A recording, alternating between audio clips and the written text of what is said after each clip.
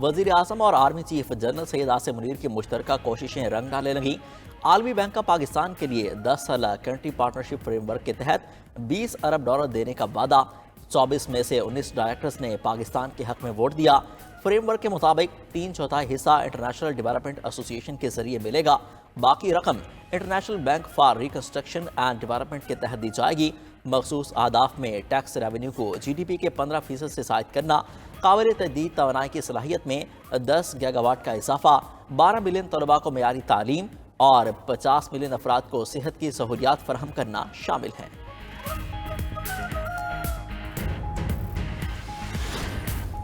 حکومت کی اہم کامیابی 14 IPPs کے ساتھ معاہدوں پر نظر ثانی، کابینہ نے بھی منظوری دے دی۔ قومی خزانے کو 802 ارب روپے کی بچت ہوگی۔ معاہدوں کی تکمیل تک صارفین کو 1 خرب 40 ارب روپے کا فائدہ پہنچے گا۔ کابینہ نے خصوصی صنعتی زونز کے لیے بجلی کی فراہمی کا نیا نظام منظور کر لیا۔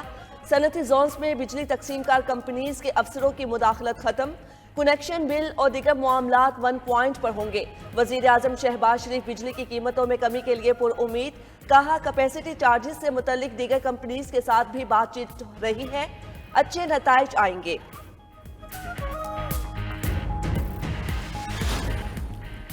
بنگلہ دیشی افواج کے پرنسپل سٹاف آفیسر کا دورہ پاکستان۔ ISPR کے مطابق لیفٹیننٹ جنرل قمر الحسن نے GHQ میں آرمی چیف جنرل سید آصم منیر سے ملاقات کی۔ باہمی دلچسپی کے امور اور دفاع کے شعبے میں تعاون بڑھانے پر گفتگو۔ دونوں برادر ممالک کے درمیان پائیدار شراکت داری بڑھانے پر اتفاق۔ آرمی چیف نے خطے میں امن و استحکام کے فروغ کے لیے مشترکہ کوششوں کی اہمیت کا اعادہ کیا۔ کہا دونوں ممالک کو بیرونی اثرات کے خلاف اپنے اتحاد کو مستحکم رکھنا ہوگا۔ لیفٹیننٹ جنرل قمر الحسن کی chairman joint chief of staff committee general سہر شمشاد مرزا سے بھی ملاقات۔ فریقین کا باہمی شراکت داری کو کسی بھی بیرونی رکاوٹ سے محفوظ رکھنے، علاقائی امن و سلامتی کے لیے تعاون جاری رکھنے پر اتفاق۔ آپ نے اس ملک کو کچھ نہیں دیا سوائے مفلوج اداروں کے، سوائے کرپشن کے، سوائے بیکورڈنس کے۔ آپ عالم اس میں دنیا کے کمیٹی آف نیشنز میں آپ کی کیا حیثیت ہے؟ آپ کیا باتیں کر رہے ہیں؟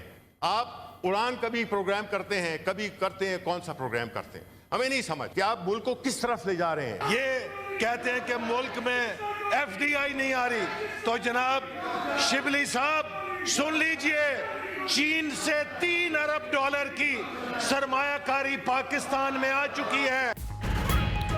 سینٹ میں حکومتی اور اپوزیشن ارکان کے ایک دوسرے پر وار۔ سینیٹر شبلی فراز نے کہا 1 سال میں سیاسی استحکام آیا نہ معیشت میں بہتری۔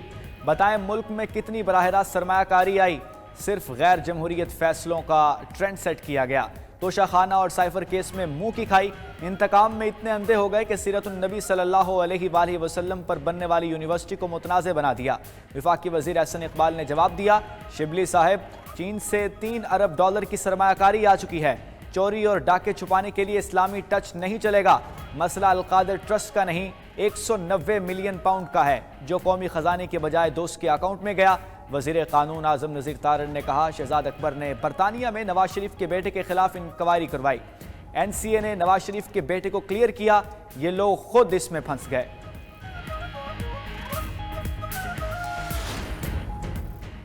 PTI چاہتی ہے مذاکرات سے کچھ نکلے تو اپنی سائیڈ شو بند کرے۔ وزیر دفاع خواجہ آصف کا مشورہ، بولے یہ لوگ جو کچھ ایوان میں کر رہے ہیں وہ ان کی مذاکرات کی نیت پر سوالیہ نشان ہے۔ وزیر اعلیٰ KP کے سرکاری حیثیت میں روابط کو بڑھا چڑھا کر پیش کیا جاتا ہے۔ سینیٹر عرفان صدیقی نے کہا تحریک انصاف کے تحریری مطالبات آنے کے بعد ہماری 7 جماعتیں اپنا ان پٹ دیں گی، وکلاء سے بھی مشاورت ہوگی، وقت لگے گا مگر اتنا نہیں جتنا انہوں نے لگایا۔ وزیر اعظم کے مشیر رانا ثناء اللہ نے کہا جوڈیشل کمیشن پر ہم قیادت اور اتحادی جماعتوں سے مشاورت کر کے جواب دیں گے۔ پارلیمان یا اجلاسوں میں اختلاف رائے ہونا غلط بات نہیں، تلخ باتیں ہوں گی تو تلخ جواب ملے گا۔ گورنر پنجاب سردار سلیم حیدر خان کا PTI کو مذاکرات کا ماحول بنانے کا مشورہ، کہتے ہیں PTI اور حکومت کے مذاکرات خوش آئند ہے۔ PTI کو انتشار کی سیاست ختم کر کے مذاکرات کو آگے لے کر چلنا چاہیے۔ گورنر خیبر پختونخوا فیصل کریم کنڈی نے کہا PTI والے NRO کے لیے بھیک مانگ رہے ہیں، ان کو NRO نہیں ملے گا، شرائط کی بنیاد پر مذاکرات نہیں ہو سکتے۔ خیبر پختونخوا میں ٹرانسفر پوسٹنگ پیسوں پر ہو رہی ہے۔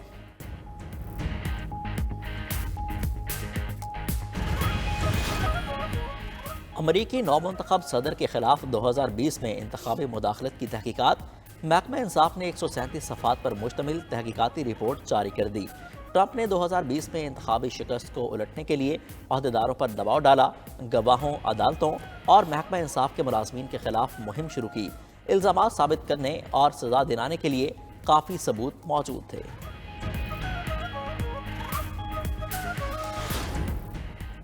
ملک دشمنوں کا ایجنڈا ہے مدارس ختم کیے جائیں، مولویوں کو سیاست میں نہ آنے دیا جائے۔ ہم آپسی اختلافات ختم نہیں کر سکتے، لیکن رویے تو ہمارے ہاتھ میں ہیں۔ سربراہ JUIFA کا بہاڑی میں استحکام پاکستان کانفرنس سے خطاب، بولے پاکستان کے نظریے کے ساتھ مدارس کی مضبوط کمٹمنٹ ہے۔ تاریخ گواہ ہے پاکستان کلمہ کے نام پر وجود میں آیا، فلسطینیوں کی حمایت بھی پاکستان کی بنیاد میں شامل ہے۔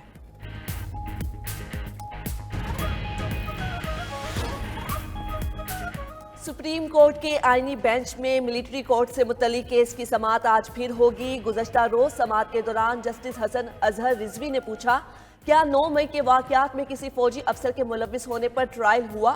9 مئی کو لوگ بغیر ہتھیاروں کے کور کمانڈر ہاؤس کیسے پہنچ گئے؟ لوگوں کا کور کمانڈر ہاؤس کے اندر جانا تو سیکیورٹی کی ناکامی ہے۔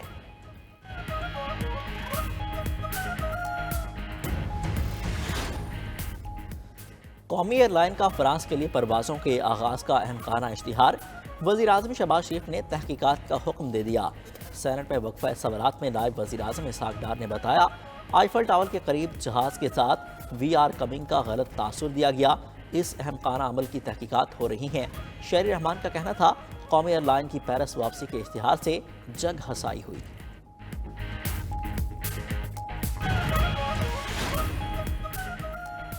پنجاب کابینہ میں سکھ میرج ایکٹ اور پنجاب فائنانس کاروبار کی منظوری، تمام وہیکلز کی رجسٹریشن اور موٹر سائیکل کی سپیڈ 60 تک محدود رکھنے کی بھی منظوری دے دی۔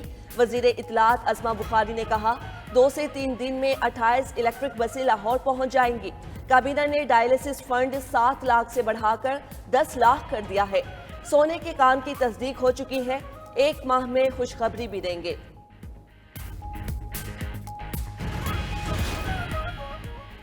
سندھ کے سینئر وزیر نے کراچی میں رواں سال ڈبل ڈیکر بسیں اور الیکٹرک ٹیکسیاں چلانے کا اعلان کر دیا۔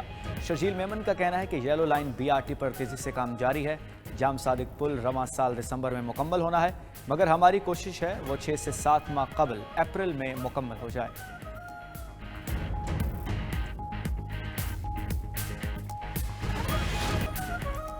نیٹو ارکان جرمنی، برطانیہ، فرانس، اٹلی اور پولینڈ کے وزرائے دفاع کا اجلاس، دفاعی اخراجات میں 5% اضافہ کرنے کے ٹرمپ کے مطالبے پر غور۔